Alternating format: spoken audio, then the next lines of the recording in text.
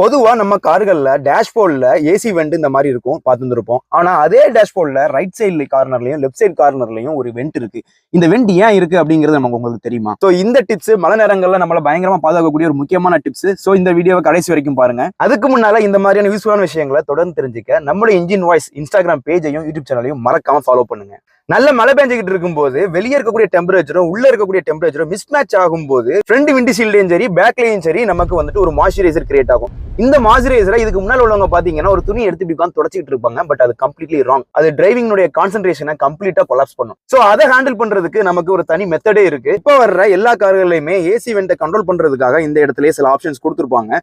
So இதுல பாத்தீங்கன்னா ரீசர்குலேஷன்ஸ் button இருக்கும், எல்லாமே இருக்கும். இதை பத்தி நம்ம ஒரு தனி வீடியோவே பேசியிருக்கிறோம். பட் இதுல இந்த மாதிரி ஒரு பட்டன் இருக்கும். இதுதான் வந்துட்டு ஃபாகர் டிஃபாகர் அப்படின்னு சொல்லுவாங்க. சோ இதை பிரஸ் பண்ணும்போது என்ன நடக்கும் அப்படின்னு சொல்லியாச்சுன்னா நமக்கு விண்ட் சீல்ல இருந்து இங்க இருந்தும் ஏர் வர ஆரம்பிக்கும். அதே மாதிரி இந்த பக்கத்துலயும் ஏர் வர ஆரம்பிக்கும். கை வச்சு பார்த்தோம்னா தெரியும். சோ இந்த பக்கத்துல உள்ளது ஓகே, இந்த மாய்ஸ்சரைசரை கிளியர் பண்றதுக்குன்னு சரி சொல்லலாம். பட் இந்த பக்கத்துல உள்ளது எதுக்கு?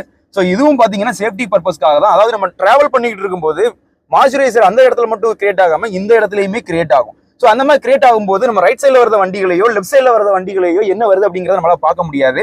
சோ அதனால இந்த பக்கம் உள்ள மாய்ஸ்சரைசரை கிளியர் பண்றதுக்காக இந்த இடத்துல இருந்து ஏர் வென்டிலேஷன் நமக்கு இங்க வரும். சோ அந்த மாதிரி டிஃபாகர் வரக்கூடிய சமயத்துல எல்லாருக்கும் வரக்கூடிய டவுட் என்னன்னா டெம்பரேச்சர் எந்த மாதிரி செட் பண்ணணும் அப்படிங்கிறது. சோ வெளியே வந்து டெம்பரேச்சர் வந்து ரொம்ப சில்லுன்னு இருக்கும்போது உள்ள கொஞ்சம் டெம்பரேச்சர் உள்ள ஏத்தி வச்சோம் அப்படின்னு சொல்லியாச்சுன்னா ஆட்டோமேட்டிக்கா நமக்கு ஏர் வந்து இந்த விண்ட் ஷீல்ட்ல பட்டு நமக்கு வந்து மாய்ஸ்சரைசிங் எல்லாமே நீட்டா கிளியர் ஆகிறதுக்கு சான்சஸ் இருக்கு. ஃப்ரண்ட் விண்ட் ஷீல்ட்ல இருக்கிற மாதிரி ஏர் ப்ளோவிங் ஆகிறதுக்கு இந்த பக்கம் பேக்ல எந்த ஸ்பேஸுமே கிடையாது. அதனால இதுல என்ன பண்ணிருப்பாங்க அப்படின்னு சொல்லியாச்சுன்னா இதுல ஒரு லைனா இருக்கும். இந்த லைன் பாத்தீங்கன்னா ஒரு ஹீட்டிங் எலமெண்ட்.